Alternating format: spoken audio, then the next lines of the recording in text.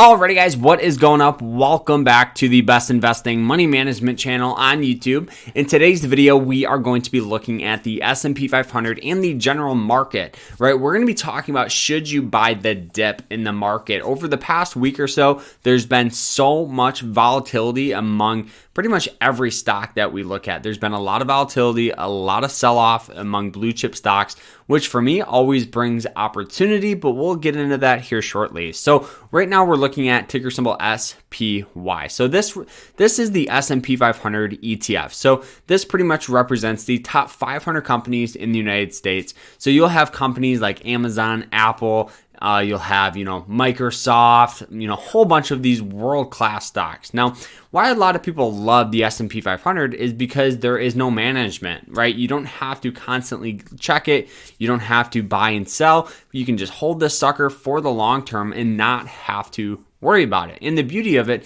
is the S&P 500 is weighted by market cap. So pretty much the top holdings in it are those 500 companies, and it's weighted. So the most weighted company in here is going to be Apple, and that's rated at about 4%. It's nothing crazy, but the reason why they do this is because 10 years ago, right, what would you have said the best company out there was? Most people would say, oh, that's easy, it's Amazon or Apple. Absolutely not. That's not true. It was actually Walmart and BP. Yes, those companies were the most sought after investments. And as their, market cap slowly dwindles and sells off, more companies take their place. So it's just kind of one of these things where you don't have to manage it. It does it all for you. So not to mention, this is an investment that on average gets a 9.8% return. So through all the depressions, the ups and downs of the market, through all the elections, through all the wars, it had a 9.8% return over the past 90 years. So it's pretty much sought after by all types of investors from retirement. Some people will even try to day trade this thing. It's a market staple, right? It's one of the three indexes. But you can see over the past year, we've seen great growth, okay? So you can see highs here at $479. If you'd have bought this thing a year ago, you're looking at about a 25% return, which is fantastic, right? Like I mentioned, it averages 9.8%. So if you're beating that, you're doing very, very well.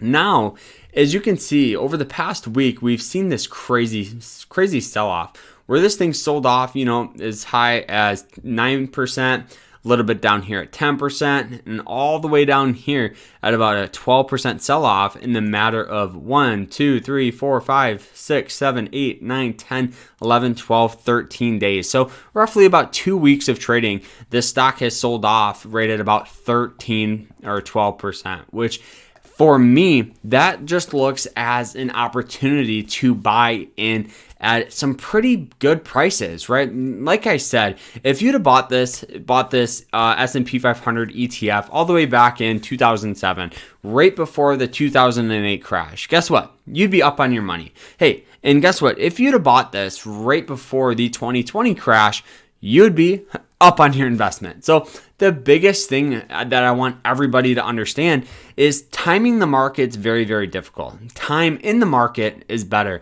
It's better to not time the market. It's better to have time in the market. It's very, very difficult to buy in, buy out. You just have to have a long-term mindset.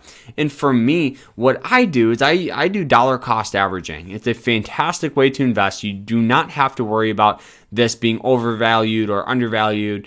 All you pretty much believe is a long-term, some sort of long-term for the S&P 500. So pretty much for the U.S. economy, because those top 500 companies pretty much represent everything in the United States, almost.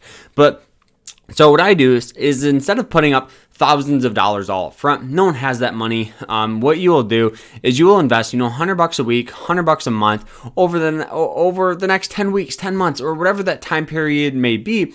And for me, anytime the S&P 500 sells off more than 6%, I double what I normally will put in. Now, the reason why I do this is because we had that long-term mindset.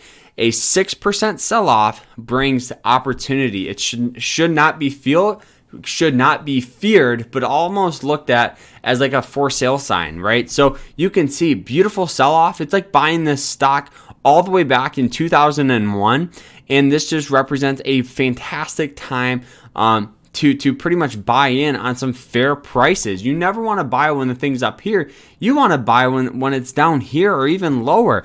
Don't look at it as a for sale sign. And if we look at companies like AAPL, like Apple, you can see it's had even crazier sell-off, right? The S&P 500, the max was a 12% sell-off. This was 14%.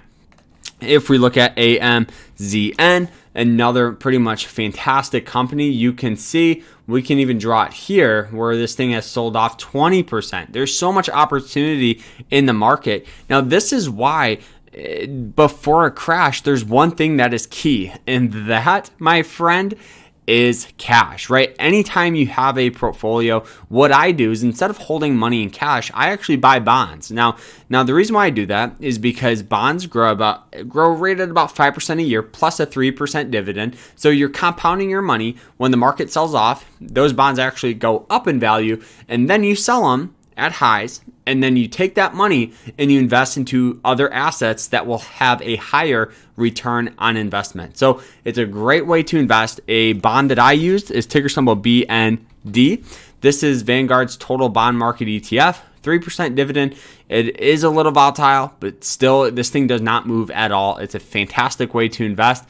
I highly recommend it. And the beauty of it, guys, you're going to be compounding your account with dividends, with growth, and it's just a great way to invest. And I honestly think that this is going to be the next, not crash, but possible correction where the stock market sells off right at about over 10% and kind of consolidates there for a little bit. And that's where you guys should be buying up and getting a lot of blue chip stocks on a very, very solid discount. So for me, yes, I am buying the dip. So I hope you guys enjoyed it. If you did, hit that like button, subscribe, and we will see you later.